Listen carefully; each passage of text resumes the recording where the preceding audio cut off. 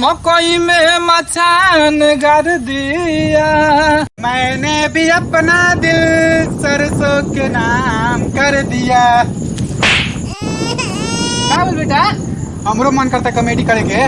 अच्छा तो ठीक बा, चल चौड़ीपुर कइल जाई। ठीक। तोरो कॉमेडी करे के मन करता नु?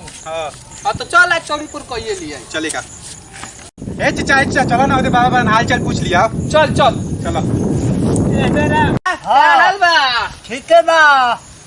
कहाँ आइले हो? ओइनी है कि तनी हमवा देख ली कैसन बा हमार। नेपाल गइल रह, इहे टाइम है आवे के। बाबू कॉमेडी करत रहन रे। हां ना बाबा, नेपाल ना गइलनी हो। ससुरारी गइलनी है, नया बियाह भइल बा। ससुरारी गइल रह। हां नया बियाह भइल बा। ससुरारी में नेकचार मिलल हो। नेक ना मिलल, एक दर्जन घवत केरा मिलल हो। हां केरा मिलल हो, केरा तो खुश रह। तो ठीक बा बाबा, जा तनी घरे। जा ओइहो चाहे मत हो जा। यो चाहे मत हो। देखना बेटा, अपने गाछ है बाबा कहत रे कि यो चाहे मत हो। हां हैं? ए चचा उधर कराओ जे चाहो तरन।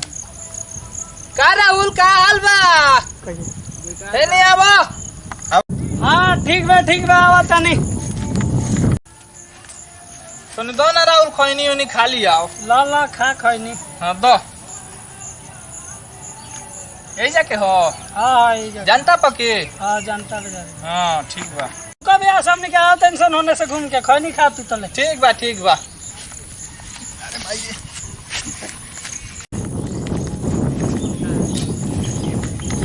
जानता रहो भाई, तरह के क्या खाते बोलनी हो? काहे गति? अब चलो ब्यास के डेरवा वाले। हां चलो चलो चलो।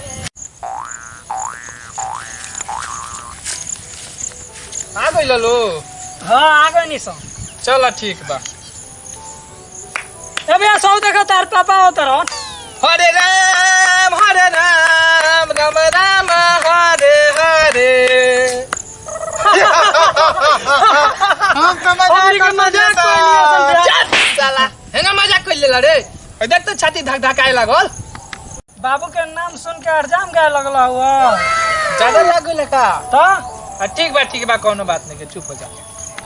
औ देख राहुल पंडित जी, चल ना तनी अपन हाथ दिखा लियाओ। बियाहवा काहे नहीं के ओखत? अब तो चलो देखा लिया। चलो। चलो। ई कौन पंडित हो? अरे करिया का पंडित ह, आइल बा सेंजिस से। हां ए बाबा, सुतल बानी का? खड़े खड़े ध्यान में रहनी। हमार हाथ देखी तो बियाहवा काहे नहीं के ओखत? बाबू दू जोड़ी कुंवर कुत्ता के जूता पहना दो, बिया हो जाई। अच्छा बाबा, आ कुंवर पिलिया के पहना दम त ना होई? बाबा से मजाक करता रहा, सोचनी से के। अरे बाप रे बाप।